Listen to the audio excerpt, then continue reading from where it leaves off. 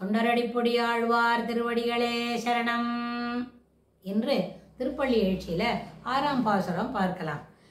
இரவியர் மணிநடும் தேரொடும் இவரோ இறையவர் 11 விடையரும் இவரோ மருவிய மயிலினன் அருமுகன் இவனோ மருதரும் வசுக்களும் வந்து வந்தீண்டி புரவியோடு ஆடலும் பாடலும் தேரும் குமரதண்டம் புகுந்து ஈண்டிய வெள்ளம் அறுவரை அணைய நின் கோயில் முன் இவரோ அரங்கத்தம்மா பள்ளி எழுந்தருளாயே. இரவியர் மணிநெடும் தேருடும் இவரோ இறையவர் 11 விடையரும் இவரோ மருவிய மயிலினர் அருமுகன் இவனோ மருதரும் வசுக்களும் வந்து வந்தீண்டி புரவியோடு ஆடலும் பாடலும் தேரும் குமரதண்டம் புகுந்து ஈண்டிய வெள்ளம் அறுவரை அணைய நின் கோயில் முன் இவரோ அரங்கத்தம்மா பள்ளி எழுந்தருளாயே. இந்த பாசுரத்துல ஆழ்வார் 5 காரணங்கள் இல்ல 5 நிகழ்வுகள் அதை சொல்லி பெருமாள் அவசியம் கண்விழித்து அருள வேண்டும், விசேஷமாக கடாட்சித்து அருள வேண்டும் அப்படின்னு கேட்டுக்கிறார். அந்த 5 விஷயங்கள் என்ன அப்படின்னா, முதல்ல அந்த சுப்பிரமணிய சுவாமி மயிலேனை வாகனமாக உடைய சுப்பிரமணிய சுவாமி அவருடைய தன் மயில் மேலே ஏறி இங்க வந்திருக்கார். அடுத்தது அஷ்ட வசுக்கள் வந்திருக்கா, அப்புறம் துவாதச ஆதித்யர்கள், அப்புறம் 11 ஏகாதச ருத்ரர்கள் 11 பேர், அது இல்லாம 49 மருத்கணங்கள், இவா எல்லாரும் வந்திருக்கா.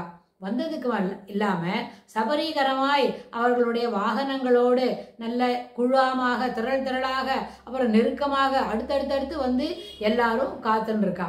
அப்புறம் வந்தது இல்லாம அவ எல்லாரும் ஆடலும் பாடலும் சிறப்பான ஒரு மகிழ்ச்சியை வெளிக்காட்டி கொள்ளக்கூடியதாகவும் அப்புறம் ரொம்ப சந்தோஷமா பெருமாளோட திருக்கண்ணோக்கு எதிராக வந்து நிற்கின்றார்கள். இதோ இங்க வந்து நின்றுட்டு இருக்கா.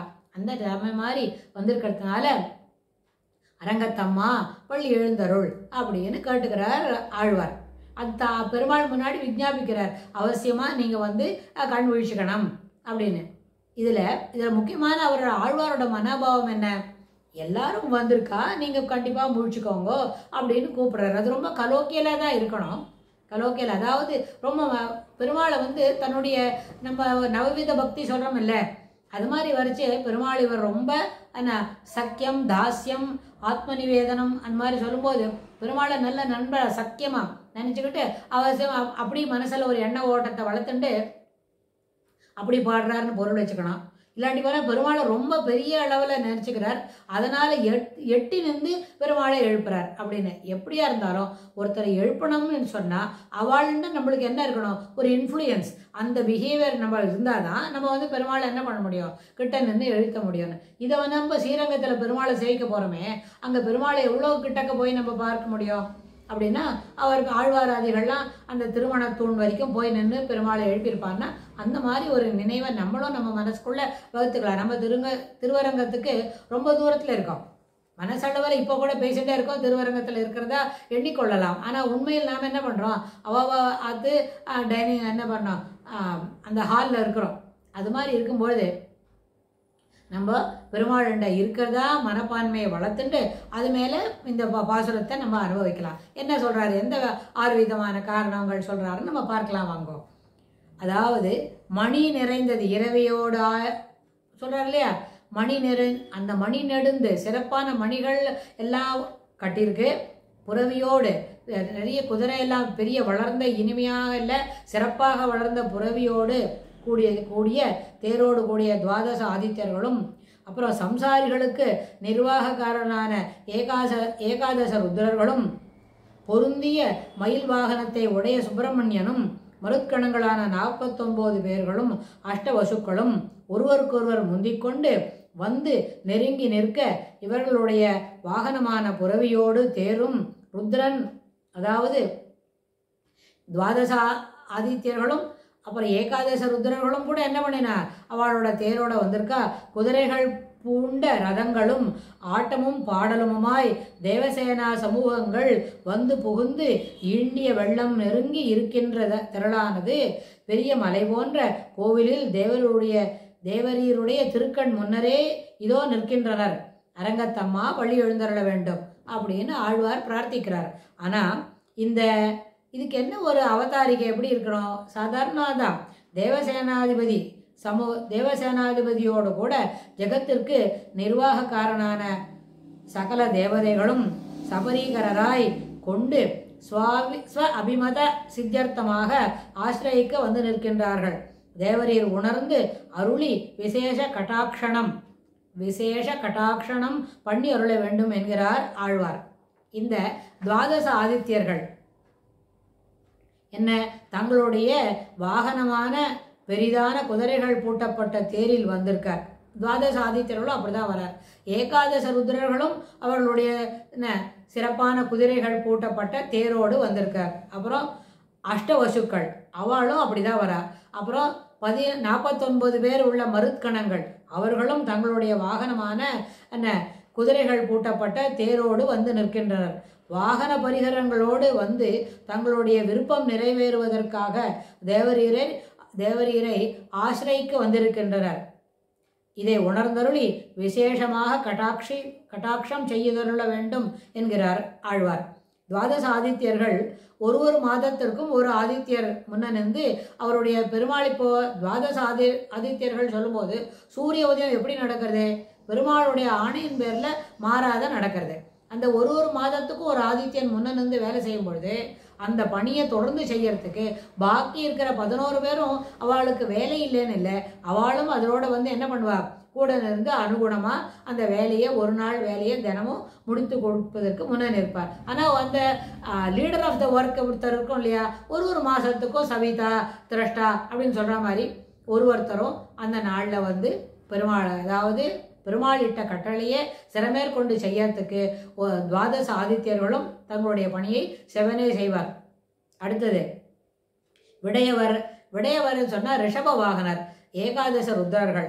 ருத்ரஹா பசூனாம் அதிபதிகி, அதாவது ஜனங்களுக்கு எல்லா விதமான சகல சௌரியங்களையும் செய்யறதுக்கும் அந்த சௌரியங்களை செய்யறதுக்கு உண்டான அடுத்த காரியமாக இருந்தால் வேற இன்னும் எதை செய்யறதுக்கும் அவர் என்ன பண்ணார்? துவாதச ஆதித்யர்கள் போல இவர் ஜகத்திற்கு நிர்வாகக்காரரான ஏகாதச ருத்ரர்கள் தேவசேனாதிபதியான சுப்பிரமணியன் தன்னுடைய வாகனமான மயிலோடும் வந்து நிற்கின்றார்.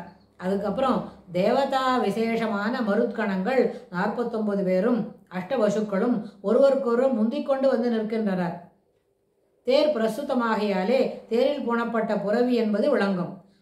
அதுக்கப்புறம் இந்த துவாதச ஆதித்யர்கள் அப்படின்னு கேட்டால் அதில் கஷ்யபருக்கு அதிதி திதி அப்படின்னு 2 மனைவி.